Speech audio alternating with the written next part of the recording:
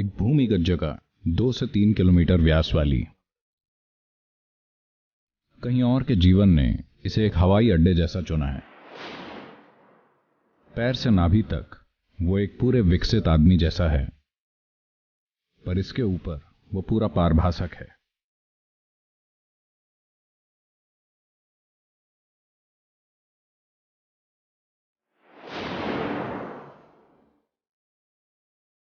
उसकी समस्या ये थी कि वो सौर मंडल में कुछ खास समय पर ही प्रवेश कर सकता था।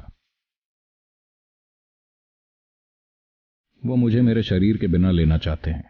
एक दिन उसमें जाकर देखना अच्छा होगा कि है क्या आखिर ये।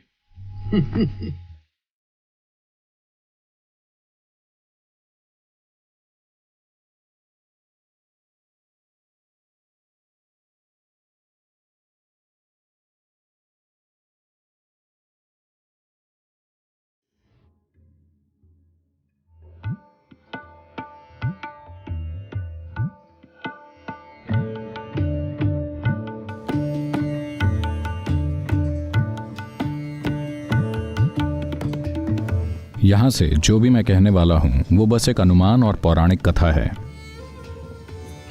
हम इनमें से किसी के बारे में भी 100% श्योर नहीं हैं। हम बस इसे ध्यान से देख रहे हैं।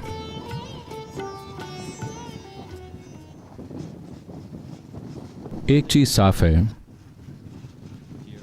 इस बारे में हम 100% श्योर हैं कि इस झील में जबरदस्त गतिविधियां हो रही हैं, और ये गतिविधि इसकी प्रकृति का इस ग्रह के जीवन की किसी भी चीज से कोई संबंध नहीं है। ये कुछ ऐसा है जो पूरी तरह अलग है। ये जीवन है, पर वैसा नहीं जैसा हम जानते हैं।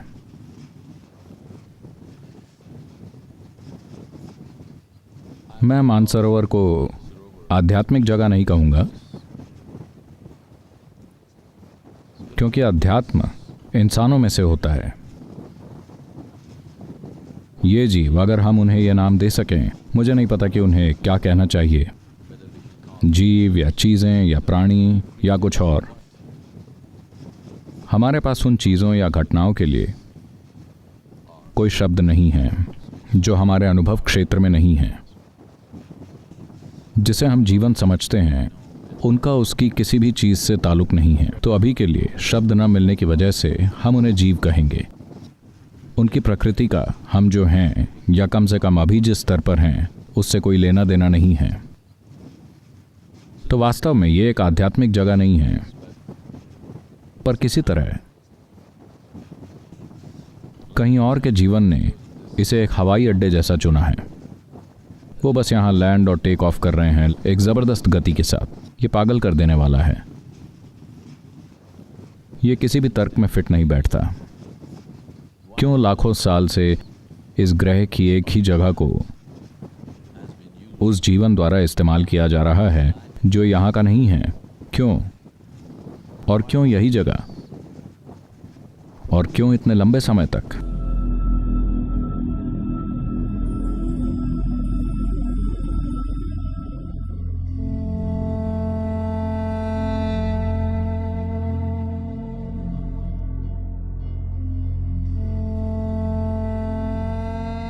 क्यों कैलाश को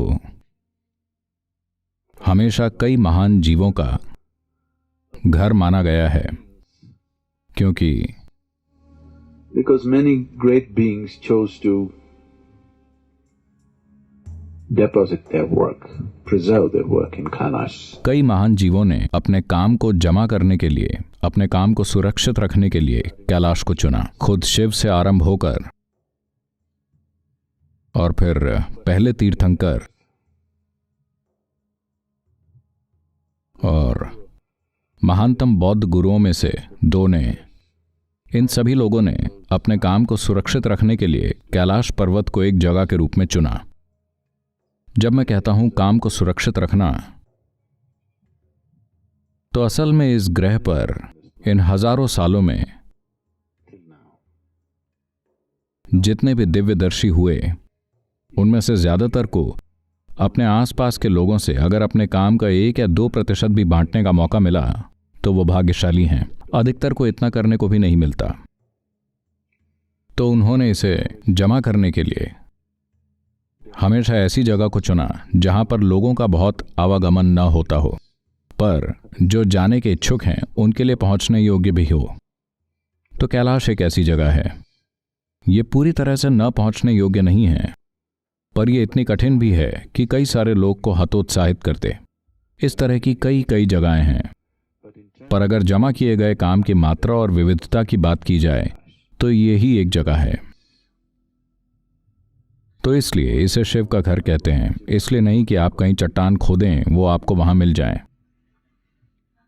बल्कि इसलिए क्योंकि वो सब कुछ जो वो जानते थे एक खास ऊर्जा रूप में वहां जमा किया हुआ है।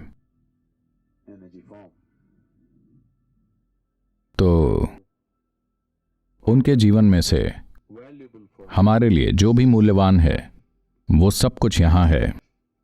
तो उस तरह से वो यहां जीवित हैं। वो आज भी यहां रह रहे हैं क्योंकि एक ऊर्जा के रूप में वो जीवित हैं।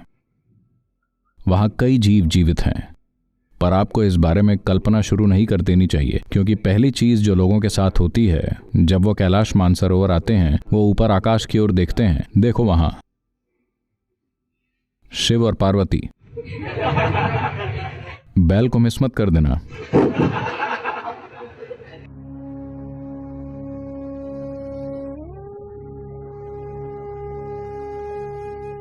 तो मानसरोवर महत्वपूर्ण है क्योंकि यह सांस्कृतिक रूप से महत्वपूर्ण है, क्योंकि जब भी शिव, वो थोड़े आवारा किस्म के गृहस्थ हैं, वो भाग जाते हैं, तो उनकी पत्नी पार्वती कैलाश में रहने की बजाय यहां नीचे आ जाती हैं, क्योंकि वहां सब कुछ बर्फ में ढका है। वो यहां आ जाती हैं क्योंकि यहां कम से कम ठंडा पानी तो है, तो वो ज्यादातर यहीं रहती हैं। मैं चाहता हूं आप इसकी कल्पना करें, एक अकेली स्त्री मानसरोवर के तट पर बैठी है और कुछ भी नहीं है। वो एक बच्चा चाहती है। वो एक बच्चे को जन्म नहीं दे पा रही क्योंकि शिव का बीज मानव नहीं है। तो ये साफ है कि उनके साथ वो एक बच्चे को जन्म नहीं दे सकती। पर जब वो अकेली होती हैं, जब वो शिव के साथ होती हैं तो वो ठीक हैं, पर जब वो लंबे समय के लिए चले जाते हैं, उनकी ममता जाग उठी और वो एक बच्चा चाहती हैं। तो एक दिन उन्होंने अपने पूरे शरीर पर चंदन का लेप लगाया, कुछ समय इंतजार किया और फिर धीरे धीरे उस पूरे लेप को निकाला। जब आप ऐसा करते हैं तो कुछ मात्रा में आपकी त्वचा या उसकी कोशिकाएं साथ में आ जाती हैं। इसका उपयोग करके अपनी तांत्रिक शक्तियों से उन्होंने उसे एक बच्चे का आकार देकर उसमें जान डाल दी। एक सुंदर छोटा सा बच्चा आया and she was very happy in the company of this boy. और उसका साथ पाकर वो बहुत खुश हुई और वो बड़ा हो गया। बस वो दो ही थे और कोई भी नहीं। पार्वती को स्नान करना था, तो उन्होंने एक छोटी आड़ बनाकर बच्चे से कहा कि देखना इस तरफ कोई ना आए। तो बच्चे ने इस कर्तव्य को बड़े, उसे अपनी मां की रखवाली करने में बड़ा गर्व है, वो उस स्थिति में है। अब शिव और उसके दोस्त लैंड हुए, तो वो अपनी पत्नी को देखना चाहते हैं। वो इस तरफ चले आ रहे हैं और लड़के ने उन्हें रोक दिया और पूछा, आप कौन हैं? शिव ने सोचा, ओ तुम मुझसे पूछ रहे हो कि मैं कौन हूं? उसने अपनी तलवार के एक झटके से लड़के की गर्दन काट दी और पार्वती से मिलने चले गए। अपनी पत्नी को 12 साल बाद देखकर वो बहुत खुश हुए, पर पत्नी ने जब तलवार पर खून देखा और वो चिल्लाई और उन पर आतिशबाजी हुई। अब उन्हें नहीं पता कि क्या करें। उन्हें लगा 12 साल बाद उनका भव्य स्वागत होगा। यहां वो उन पर चिल्लाए जा रही हैं, आपको उसे वापस जीवित करना होगा। तो उन्होंने अपने आसपास देखा और गणों के लीडर से पूछा, क्या? उसने कहा, ठीक है। तो उन्होंने उसका सर काटकर बच्चे में लगा दिया, पहला हेड ट्रांसप्लांट। तो अब बच्चे का शरीर इंसान का है और सिर एक गण का, वो भी गणों के प्रमुख का सिर, और एक अंग है जिसमें हड्डी नहीं है, बिना हड्डी का अंग। तो वो गणपति बन गए, गणों के प्रमुख। फिर कहीं कुछ समय बाद तमिलनाडु के शिवकाशी के कलाकारों ने, क्योंकि उन्होंने कभी कोई गण नहीं देखा था और ये जगह हाथियों से भरी हुई थी, तो एक बिना हड्डी का अंग मतलब वो हाथी के अलावा कोई और कल्पना नहीं कर पाए। धीरे धीरे उन्होंने उनको एक हाथी बना दिया। पर वो जो भी करें, आज भी हर कोई उन्हें गणपति ही कहता है, कोई भी उन्हें गजपति नहीं कहता। ठीक है, वो गणपति हैं, वो गणों के राजा या लीडर या गणों के प्रमुख हैं।